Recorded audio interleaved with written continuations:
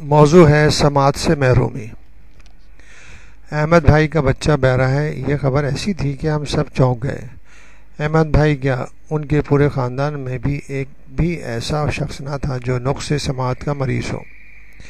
یہی حال سمینہ بھابھی کے خاندان کا تھا، اس لیے اسے موروثی بیماری بھی نہیں کہہ سکتے تھے۔ پھر ایسا کیوں ہوا؟ یہ ایک ایسا سوال ہے کہ جس نے ہم سب کو چونکا دیا۔ اگر اسے یہ احمد بھائی اور سمینہ بھابھی کی کوتاہی کا سبب کہیں تو یہ بات غلط نہ ہوگی۔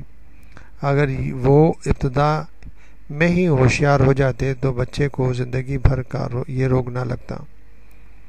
ایک احمد بھائی کیا، ہمارے معاشرے میں ایسے 50 والدین ہیں جو بچوں کی تکلیف کو معمولی سمجھ کر نظر انداز کر دیتے ہیں۔ اس کا نتیجہ یہ نکلتا ہے کہ بچہ زندگی بھر کے لیے معذور یا بیمار ہو جاتا ہے۔ قوت سماعت کی جانب تو اکثر والدین توجہ دیتے ہی نہیں، کیونکہ وہ اس انتہائی حساس عضو کی تکلیف کو بہت معمولی سمجھتے ہیں۔ اس کی ایک وجہ یہ ہے کہ بچے عام طور پر بہت کم ہی مکمل بہرے ہوا کرتے ہیں۔ زیادہ تر بچوں کی سماعت تھوڑی بہت کمزور ہوتی ہے یا پھر خرابی کا شکار ہو جاتی ہے، جسے کنڈکٹیو ہیئرنگ لاس کہا جاتا ہے۔ اس کمزوری کی ایک وجہ یہ ہے کہ کان کے بیرونی حصے میں کوئی ایسی میکانیکی خرابی ہو جاتی ہے جو آوازوں کو اندرونی سطح تک پہنچنے نہیں دیتی اور بچہ وقتی طور پر آوازیں سن نہیں پاتا۔ مثلا میل ویکس جمع ہو جائے یا کوئی چیز پھنس جائے یا کان کے اندرونی ہڈی کو نقصان پہنچ جائے۔ ان تمام صورتوں میں وقتی طور پر سماعت کی کمزوری واقع ہو جاتی ہے۔ اکثر بچے ایسے ہوتے ہیں جن میں اس قسم کی شکایت جزوی یا وقتی ہوتی ہے، لیکن ان کی طرف توجہ نہیں دی جاتی۔ یہ بیماری آہستہ آہستہ عمر کے ساتھ پختگی اختیار کرتی جاتی ہے اور بچہ 10-12 سال کا ہو جاتا ہے۔ بڑی خرابی کی صورت یہ ہوا کرتی ہے کہ آوازیں کان کے درمیانی حصے تک تو پہنچتی ہیں، لیکن خرابی کی وجہ سے دماغ تک پہنچ نہیں پاتی۔ اس مسئلے سے نمٹنے کے لیے ماؤں کو تھوڑی بہت معلومات رکھنا چاہیے۔ سب سے پہلے یہ جان لیں کہ کان کے 3 بنیادی حصے ہوتے ہیں۔ نمبر 1 بیرونی حصہ، نمبر 2 درمیانی حصہ، نمبر 3 اندرونی حصہ۔ بیرونی حصہ اس حصے کو کہتے ہیں جو ہمیں دکھائی دیتا ہے۔ اس حصے کو پنا کہتے ہیں۔ یہ بیرونی حصہ نرم ہڈی اور بیرونی کان کے راستے پر مشتمل ہوتا ہے۔ یہ حصہ آوازوں کو گرفت میں لے کر انہیں کان کے اندر پردے تک پہنچا دیتے ہیں، جہاں آواز کی لہریں اعصاب یعنی نروز کے لہروں میں منتقل ہو کر دماغ تک پہنچ جاتی ہیں۔ اگر کسی بچے کی سماعت کی طرف سے تھوڑا بھی مسئلہ ہو تو اسے ماہر گوش یا ENT سرجن کے پاس ضرور لے جائیں۔ ان بچوں کو جو وقت سے پہلے پیدا ہو گئے ہوں یا پیدائش کے وقت وزن کم رہا ہو یا جنہیں کچھ دنوں تک انتہائی نگہداشت انٹینسیو کیئر میں رکھا گیا ہو، وہ بچے جنہیں ممس ہو گئے ہوں یا جن ماؤں کو حمل کے دوران روبیلا ہو گیا ہو، یا وہ بچے جن کی کسی رشتہ دار کو 5 برس سے پہلے ضعف سماعت کی شکایت ہو گئی ہو، ان تمام اقسام کے بچوں میں ضعف سماعت کی شکایت ہو سکتی ہے۔ اس لیے انہیں چیک کرانا معمول بنا لیں۔ پیدائش کے وقت بچوں کی سماعت کی جانچ کے مختلف طریقے ہوا کرتے ہیں۔ ان میں چند مندرجہ ذیل ہیں۔ پیدائش کے فوراً بعد بچے کا رویہ بالکل سپاٹ رہے، پلکیں جھپکائے اور پھر کسی تیز آواز کو سن کر بھی اپنی آنکھیں نہ پھیلائے۔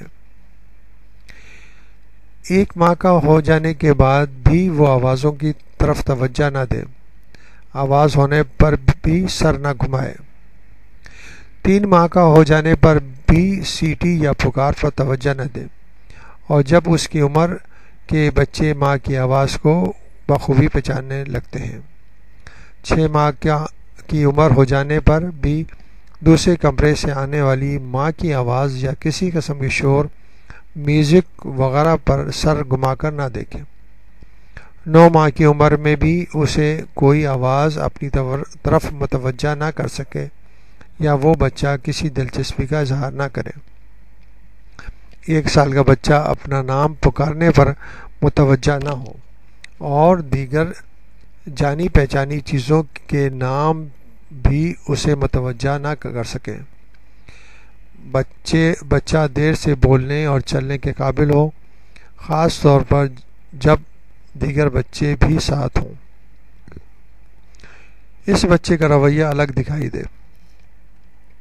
ان علامات کی روشنی میں اگر کسی بچے پہ شبہ ہو تو فوراً ڈاکٹر سے رجوع کرنا چاہیے۔ بچے کو آئیڈیولوجی کے شعبے میں بھیجیں جہاں اس کی سماعت کو جانچنے کے لیے مختلف طریقے استعمال کیے جاتے ہیں۔ عام طور پر آئیڈیولوجی کے ماہرین cooperative test, performance test, tympanometry test وغیرہ کے ذریعے سماعت کی جانچ کرتے ہیں۔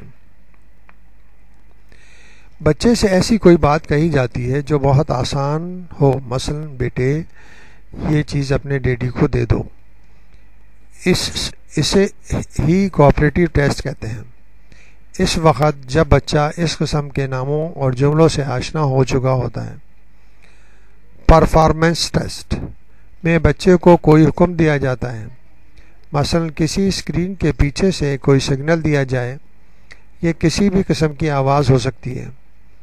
یہ ٹیسٹ بھی 2-2.5 سال کے بچوں کے لیے ہوتی ہے، جبکہ 6 بچے تک کے بچوں کی جانچ کے لیے چھوٹی چھوٹی آسان چیزوں کی تصویر اور اس کے ساتھ ناموں کی آواز سے پہچان کرائی جاتی ہے، مثلا مچھلی، جہاز، مرغی، کپ وغیرہ۔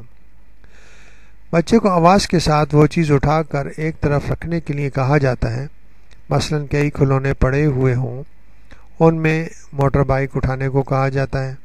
بچہ اگر موٹر بائک نہ اٹھائے تو اسے ناکامیاب سمجھ لیا جاتا ہے۔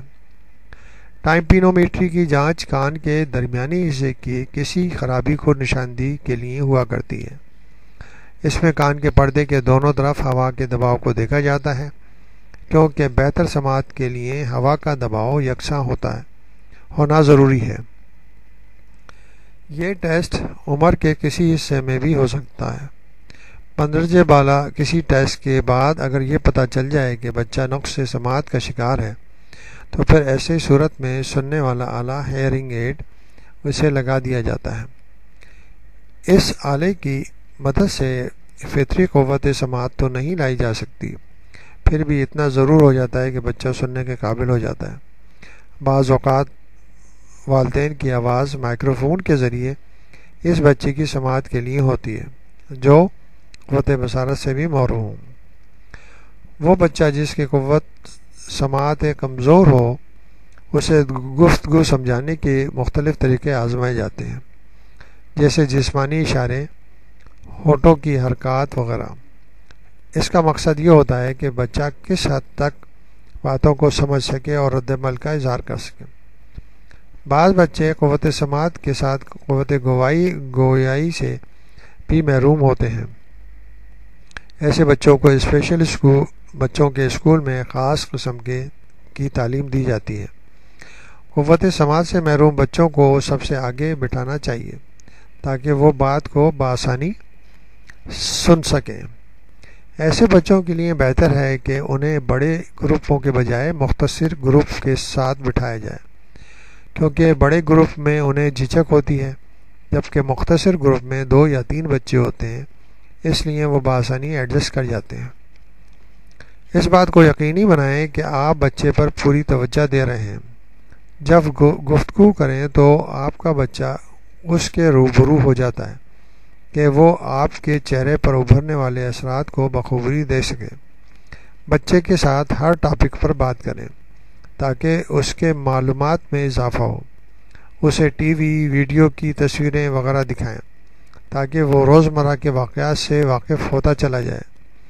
اس خرابی میں دواؤں وغیرہ سے زیادہ اس بات کو اہمیت ہے کہ بچے کو ماحول سے مطابقت کا ہنر سکھایا جائے اور اس میں خود اعتمادی پیدا کی جائے۔